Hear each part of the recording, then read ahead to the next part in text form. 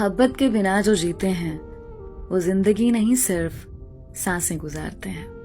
मोहब्बत वो आईना है जिसमें इंसान को अपना अक्स अपने महबूब में नजर आता है, और ये आईना बहुत कम, बहुत नसीब वालों को नसीब होता है। पहली मुलाकात वो नकाब में थी, उसे रोज देखा करता था, वो सबसे अलग थी। उसने कभी किसी की जानिब नजर उठाकर नहीं देखा था, वो हमेशा नजर झुकाए रखती थी। दानिश की पहली नजर ही उसे घायल कर गई थी। दानिश ने नजर उठाकर देखा, सामने सनम थी। सनम की तरफ देखा, धड़कन बेतरतीब सी हुई। वो पास वाली कुर्सी पे आकर बैठ गई। उसने बिना किसी की तरफ देखे किताब खोली और सर झुकाए मुताला करने लगी।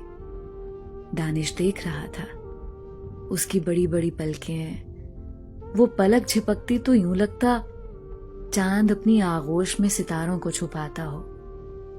दानिश खामोश था। पहली नजर की मोहब्बत, पहली मोहब्बत, पहला इश्क या तो इंसान को फूलों में सजा लेता है या फिर मुकद्दर में कांटे भर देता है। दिन गुजरने लगे। दानिश खामोश मोहब्बत दिल में छुपाए उसे देखता रहा।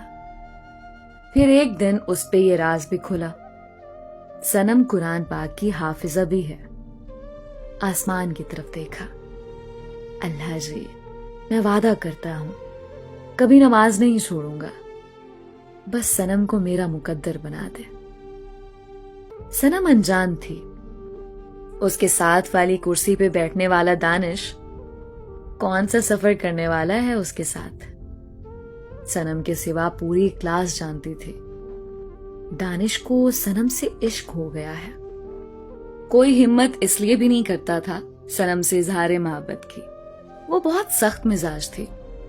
सामने सीने पे हाय पागल मोहब्बत का काटा हुआ दीवाना, सीने पे लिखलाया सनम का नाम। आज सनम कॉलेज नहीं आई थी। दिल को सुकून था, ना करार का कोई लम्हा। आज यूं लग रहा था जैसे जिस्म से किसी ने रूह निकाल ली हो। एक एक लम्हा दर्दनाक सा था। आज पहली बार यूं लगा चीख चीख कर सनम को आवाज दूं। फिर हुआ भी कुछ ऐसा ही।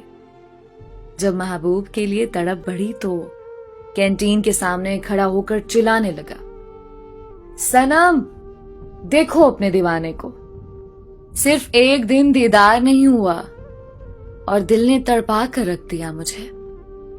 सनम तुम कहां हो, आ जाओ कि अखियां तरस गई हैं।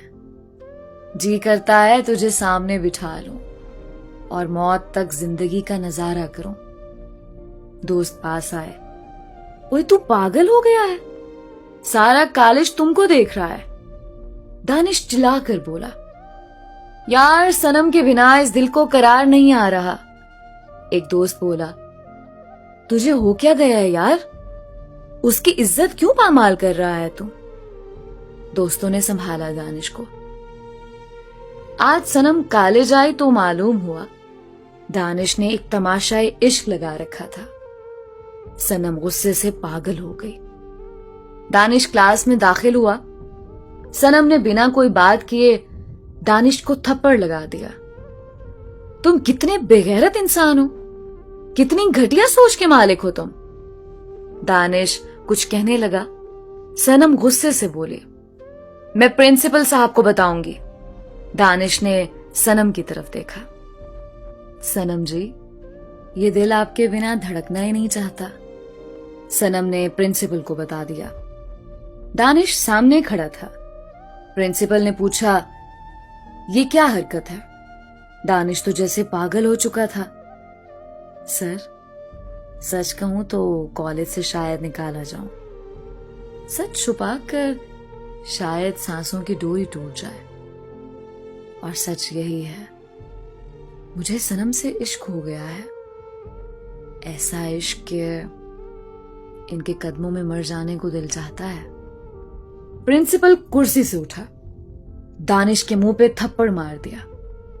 तुम अमीर बाप की औलाद हो, तो कुछ भी बोलोगे? कुछ भी करेगा क्या? अभी इसी वक्त मैं तुमको कॉलेज से निकालता हूं। दानिश की आंख नम सी हुई। सर जी, सदके निकाल दें कॉलेज से, लेकिन सनम की जिंदगी से कोई ना निकाले मुझे, वरना मैं हर हद पार कर सकता हूं। सनम डर गई थी दानिश का ये रूप, ये पागलपन देखकर। बहुत डिस्टर्ब थी। घर गई, आपी ने पूछा, सनम खैर है ना? क्यों उदास हो? सनम आपी के सीने लग गई। आपी, पता नहीं क्यों दिल घबरा रहा है। यूं लगता है कुछ बहुत बुरा होने वाला है मेरे साथ। आपी मुस्कुराई। अरे पागल, पता नहीं क्या क्या सोचती रहती हो तुम।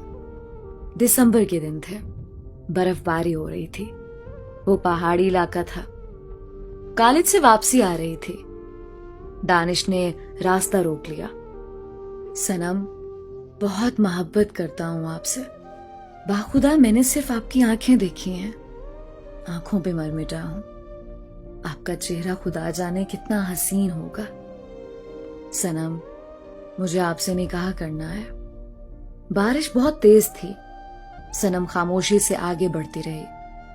दानिश ने कांपती आवाज में बोला, सनम, मैं मर जाऊंगा। मेरा इश्क मुझे जला देगा। सनम आहिस्ता से बोली, मैं मोहब्बत नहीं कर सकती, मुझे माफ कर दो।